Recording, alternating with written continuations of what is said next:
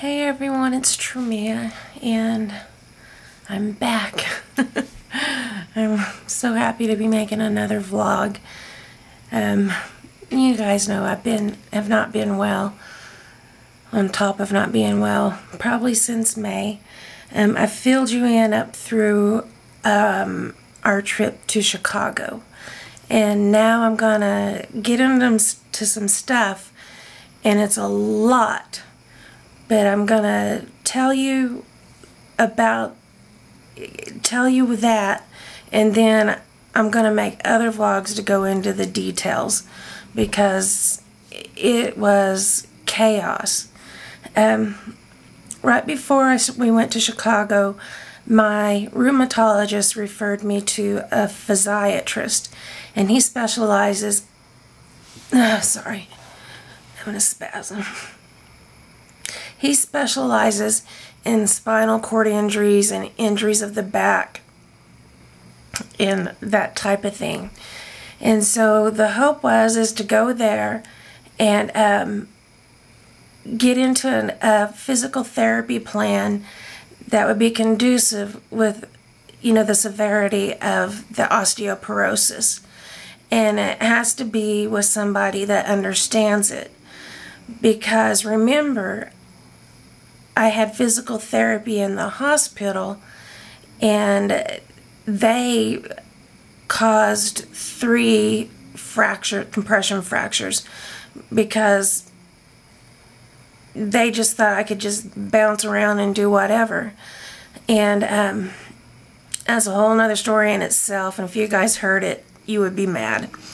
And anyway, we went to the physiatrist. Really enjoyed him.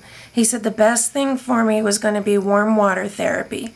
However, the mechanism that they would use to get me into the swimming pool would break my back. And so, he goes, we got to keep that in mind. And he goes, but first off, I want to get MRIs of your back from cervical, thoracic, lumbar. And he goes, I need to see the shape that it's in. I need to see if there's any additional fractures, anything wrong, anything. He needed to look for it. And he's sitting there, he goes, but for that full MRI, you wouldn't be able to lay still. And so he broke down, I was going to do the MRI in 3 sections. Lumbar, then my thoracic, then the cervical. And so, with that being said, I do not like MRIs. I'm very claustrophobic. The size I am, there's no room for movement. When they pull me out of it, my arms scrape the inside of the MRIs, and they're like sandpaper in there. It's not a smooth surface, and I always come out with scratches on my arms and stuff. It's like they say we can put a blanket over you, but if they put a blanket over me, there's no room for it inside the MRI, and I'd be more claustrophobic.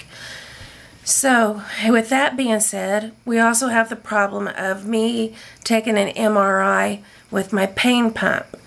There's specific things that, like the MRI cannot be anything more than a Tesla 3, which means nothing to me. I guess it's the strength of the magnet. And people from Medtronics, a rep has to be there when I'm getting the MRI so they can make sure when I come out that my pain pump starts back up. Because when you go in, that MRI, I guess the magnet somehow, it turns off, it shuts off the pain pump. And so I have to have medication for pain prior to going into the MRI because I'm not going to be having any pain medication. And also, the claustrophobic situation. And then also the spasm situation. Because laying down on that hard surface, I'm going to be flopping around like a fish with spasms. And so what they did is I went in and they gave me 10 milligrams of Valium by IV, in which it, a little, but my body's so adjusted to medications. They ended up giving me 15 milligrams, and I made it through the MRI up until the last, 2 minutes. I was pushing my button, and they wouldn't answer me, so I started hitting the walls, because I figured if I start moving, they're going to have to pay attention to me, because they're not going to get the MRI. And finally they come on, and I said, "Get me out of here." "Get me out of here." I said, I'm awake, no. And they go, "Miss Appling, you only have like a minute and a half, 2 minutes. Can you please lay still?" I said, "Get me out of here." I said, "Can you give me more, medication?" And they said, "No, we already gave you the max that the doctor there on call would allow." They go, "You've got to stay still." Well, I pulled up my big girl panties, and I made it through that last minute. So then, the next one was scheduled for a couple of days later, but we had to reschedule it because we had the week in Chicago. And somewhere in this time range, the physiatrist called us on the phone, and he said, "Miss Appling, I need to speak with you." And I said, "Okay." He goes, "Is your husband with you?" Which was weird, because this is like 10 o'clock in the morning, and my husband usually, would be at work. And this doctor had no idea where we were or anything like that. And I said, "Yes, he's right here. I can put us on speaker." And he goes, "Well, please do." And so we went on speaker, and he proceeded to tell us that there was a mass on my right side, in the paraspinal mass at the L1 level.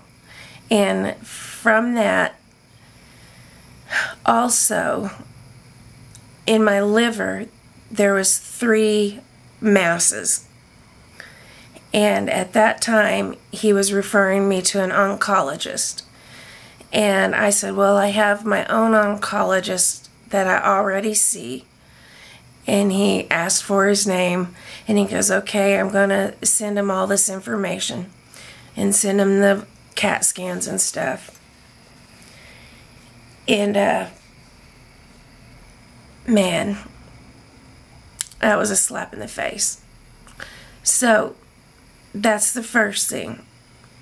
And then we had the spots in the liver, and which also my GI doctor, he received, the MRI reports and stuff, and the CAT scan reports. And then also we're dealing with a kidney stone, which is only 3 millimeters. Teeny tiny. Teeny tiny. And I've had many kidney stones, and I've learned how to tolerate to pass them on my own. But this little tiny kidney stone, sorry, my mind's going blank. It keeps on giving me off this rare bacterial infection, and that the only drug that's sensitive to it is Rocephin, which are injections that are very, very painful. And my rheumatologist is afraid at this point, because for this year, 2014, I've already had it 3 times and had to go through the treatment 3 times. And she's afraid I'm going to build up a resistance to the medicine and then not have any way to fight it off. So she sent me to a urologist. So that's going to be like the third part of the story. So Dwayne and I have all of this on us. Oh, and the other part, this is major. When we were in Chicago, when they were doing my 2D echocardiogram, I might have said a little bit of this here and there, but I'm trying to give you guys the full stories. And when they were doing the 2D echo, this is different than how it is here at home. When you go in and you get a test done, you have to wait a week or two to get the results back. At Northwestern in Chicago, when you're getting your result, the technician or the person who's doing it can tell you what's going on. And this gentleman, he goes, you know, you're an AFib. You know, what do they do when you're an AFib? I said, I'm in what? He goes, you don't know? I said, I know that my heart has been doing crazy things.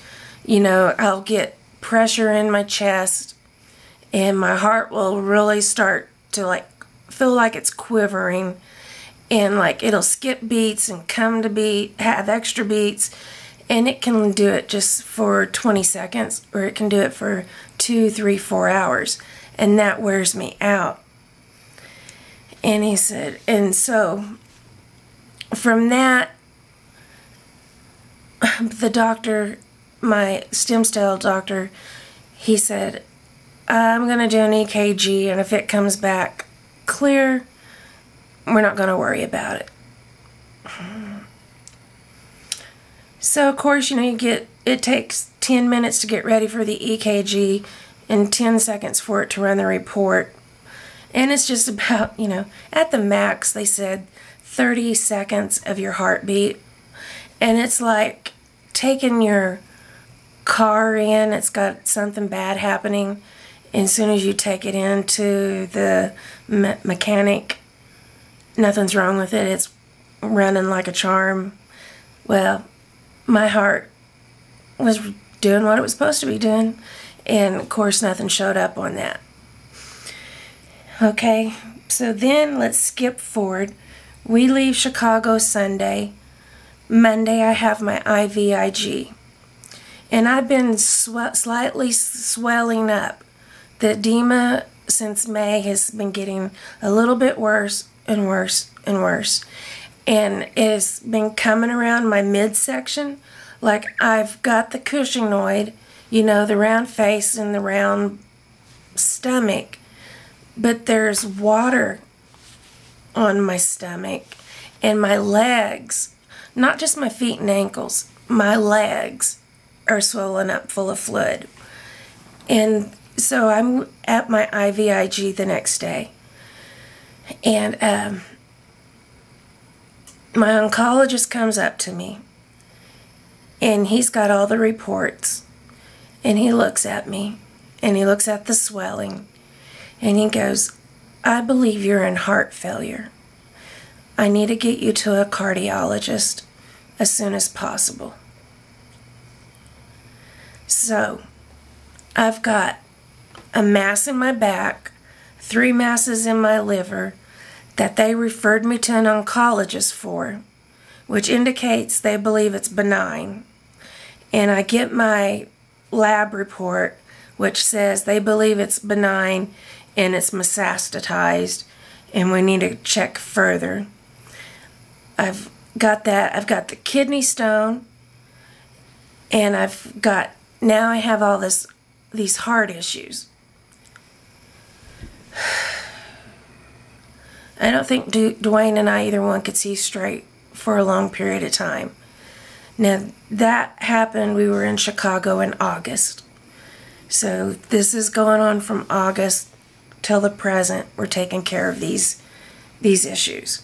So in the next video, I don't know which one I'll start with, but I'll explain what's going on and what reports we've had since then and what's coming up. So keep me in your prayers as I keep you in mind. And I love hearing from you guys. I appreciate the cards and the letters that I get. And I'm getting to the point to where I'm actually trying to write back, writing back. It might just be a short note but I'm doing that. My address is below in the information part, to where you can send me a card, and I'll be more than happy to write you back. And also you can leave me messages on Facebook, just whatever. But I love hearing from you guys, and I think we inspire each other and we encourage each other. You guys definitely help me get through the good and the bad, and I hope that with my brain I've been having trouble keeping things straight, so I hope that I've got it straight here. Or if I say a wrong word, just chalk it off to lupus fog, brain fog, and all of that. So I will see you guys in the next video. Have a wonderful day. Okay, let me do that one over, and I won't hit the table. We're not having an earthquake, thank goodness. Okay, see you guys in the next video.